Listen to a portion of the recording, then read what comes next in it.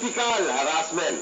Siya ni Yanni hindi pala Rambo, bagamat inaresto pa rin siya. Fabricated evidence. Sigaw ng kanyang abogado, bagamat hinabla pa rin siya. Ako rin, arestuhin din ako.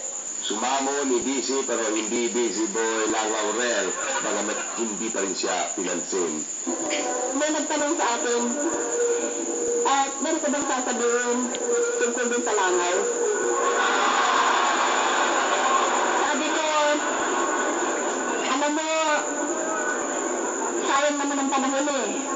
Langaw-langaw na yan eh. Pabayaan na natin yan.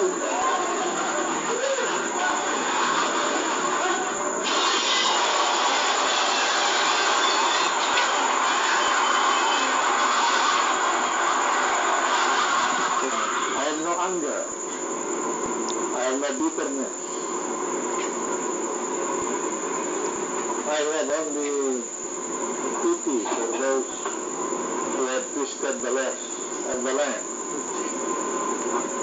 to suit their political ends.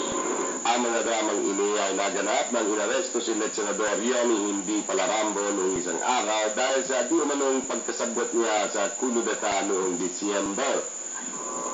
Ikaw! Bakit ka nakadugat sa bulsa? Wala. Siguro may pagkahin ka. Wala ho. Marel, wala ho. Hindi nga ako nakahawak yan, hindi nakakita. Hindi ka pa nakakahawak at nakakakita.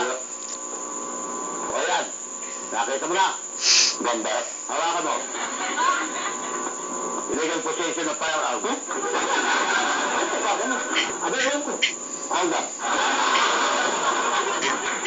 Pagka-aresto sa kanya, si Senador hindi pala Rambo ay dinala sa opisina ng NBI kung saan siya ay pininggerprint para malaman siya, at least mahuhuli agad nila ang kanya mga daliri. Matapos madetinin ng magdamag sa NBI si Senador Juan Jose Enrile, ito'y inilipat sa Northern Police District sa Camp Karingal, Sikatuna, Quezon City. Si Enrile ay nilagay sa isang maliit na kwarto kung saan ay mananatili siya sa mahigpit na pagbabantay para sa kanyang seguridad.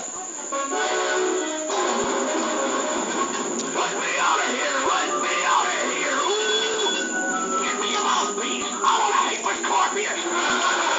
Subalit hanggang ipinasok siya sa pihitan, ipinagdidiinan ni Senador hindi pala Rambo na mga paratang sa kanya ay pawang political harassment lang at mga evidence laban sa kanya ay fabricated o gawa lang sa pabrika. The act of the administration in charging me as they did today based on fabricated evidence. Ikaw, may ba sa dala? Wala ho. Wala ka sa dala? Wala ho. Naglalakad ka na wala ka sa dala? Walking without license. Bugura ka pa dyan? At tuloy-tuloy. Siya ng isang ex-convict na ayaw nang bumalik sa preso dahil mata na lang yan, wala pang tato.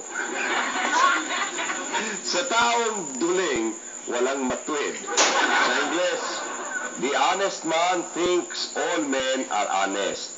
The crooked man thinks all men are crooked. Schultz, I've been getting some good reports about you. So, pardon me, have a light.